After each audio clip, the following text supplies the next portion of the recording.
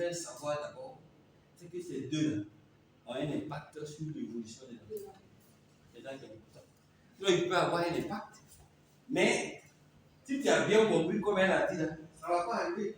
Si tu sais qu'on dit les gens ne boivent pas en Arabie Saoudite, et puis tu crées l'entreprise là-bas, tu ne pourras pas payer, tu ne pourras pas payer tes employés. Ah, je dis ton entreprise. S'il n'y a pas de salaire, il n'y a pas de travail. S'il n'y a pas de salaire, il n'y a pas de travail. S'il n'y a pas de personnel, On fait. C'est tout. Donc c'est toi qui auras cherché ça.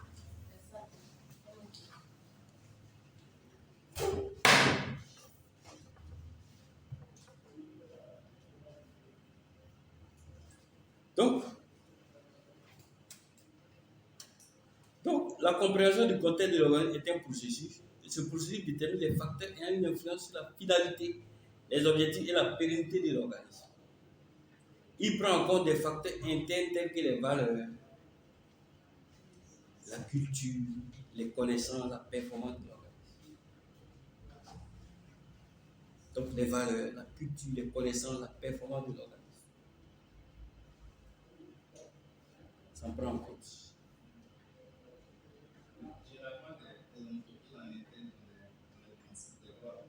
Oui, par exemple, en interne, il y a un règlement intérieur. Ça va? Mais par exemple, le contexte extérieur peut te demander, il y a des exigences réglementaires à l'extérieur. Par exemple, tous ceux qui sont dans la production d'eau, on leur demande un certain nombre de choses. Il faut mettre le contenu des différents composants. Il faut sensibiliser les gens à recycler ou bien à mettre quand ils finissent le produit dans la poubelle. Mais en interne, ce qui peut influencer, c'est le règlement intérieur. Ici, quand on vient ici, voilà comment on se comporte.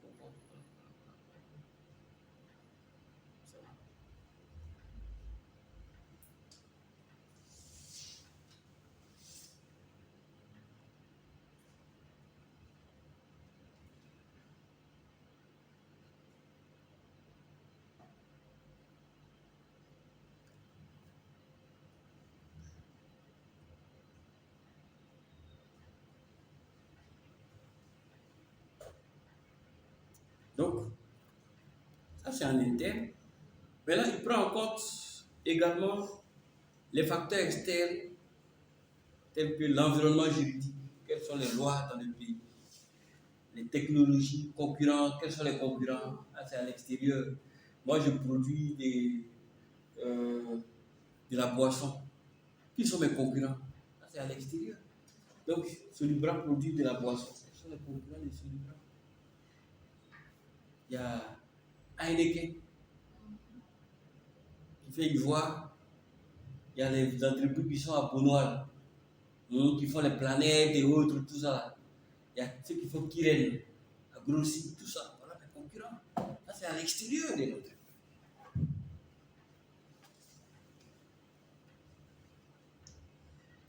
Donc, la finalité d'un organisme peut être exprimée, par exemple, par la vision.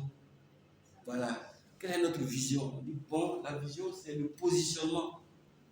Donc, on a commencé, on espère être meilleur, le premier en Côte d'Ivoire d'ici 10 ans. Et puis meilleur en Afrique de l'Ouest d'ici 15 ans. Ça, c'est la vision. Mais la mission, c'est quelles sont nos différentes activités que nous, par exemple, Solibra est dans la confection et la distribution production et distribution de boissons. Quelles sont les politiques? Donc, quelle est la stratégie qu'on met en place pour atteindre nos objectifs? Et quels sont nos objectifs?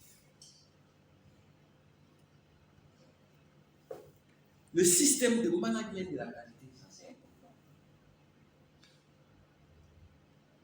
Donc, le système de management de la qualité comprend les activités par lesquelles l'organisme identifie ses objectifs et détermine les processus et les ressources nécessaires pour obtenir les résultats qui sont escomptés.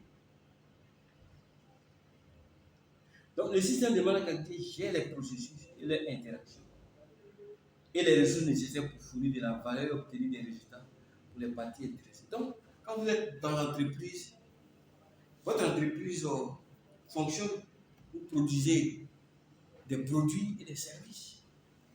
Maintenant, la qualité, là, le système que vous avez mis en place à partir duquel vous gérez la qualité, là, c'est ça qu'on appelle le système de management de la qualité. Donc, dans ce système, il va y avoir des processus, il y a des acteurs. Souvent, quand vous allez sur Educaré, on cherche un responsable qualité, assistant qualité, c'est tout cela qui va animer votre système qualité. Pour qu'à la fin, vos produits et vos services soient des qualités. C'est ça qu'on appelle le système. Donc, c'est l'élément, l'instrument par lequel vous allez gérer la qualité dans votre entreprise.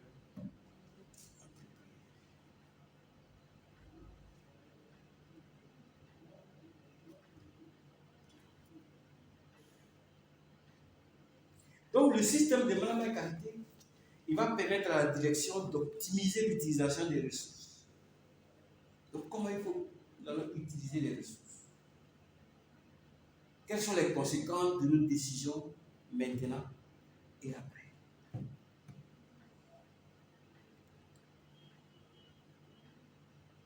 Ça va? Donc, tout le système va vérifier tout ce qu'il faut pour que, à la fin, les produits et les services soient de qualité.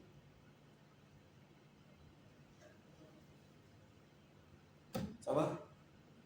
Il reste 15 minutes. Il y a des questions?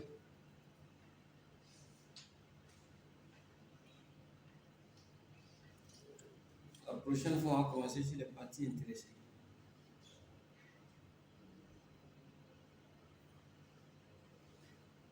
Est-ce qu'il y a des questions?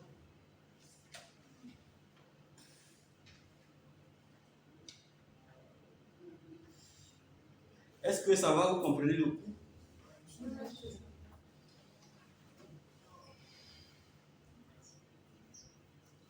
Ok, les parties intéressées, c'est là qu'on va terminer.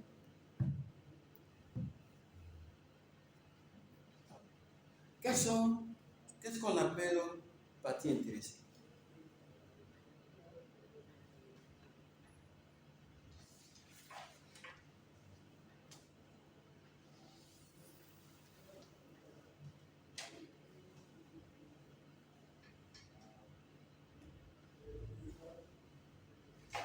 Qu'est-ce qu'on appelle parties intéressées?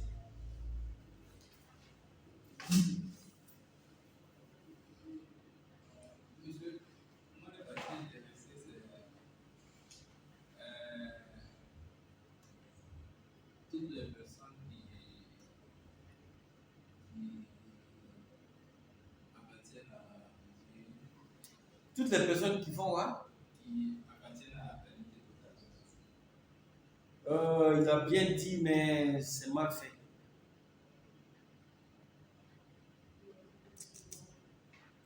Mal dit, si on était bien proche. Quelqu'un d'autre?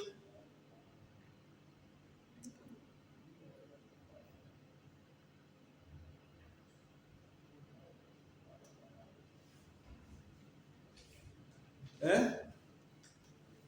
Les parties intéressées. Les parties intéressées. On dit le concept des parties intéressées s'étend au-delà du seul client. Il est important de prendre en compte toutes les parties intéressées pertinentes et une partie du processus de compréhension du contexte de l'organisme consiste à identifier ces parties intéressées. Donc voilà ce qu'on va vous dire ici.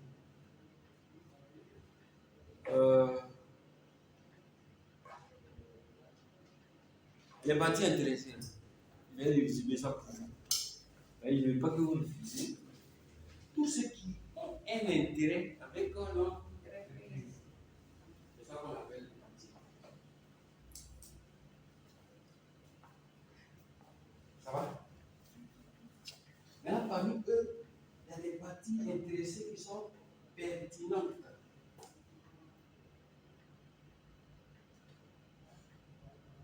Partie intéressée pertinente. Partie intéressée pertinente. Quand on dit la partie intéressée pertinente, c'est que son activité là a un impact significatif sur le fonctionnement de dans le vie. Par exemple, le client, si le client ne paye pas vos produits,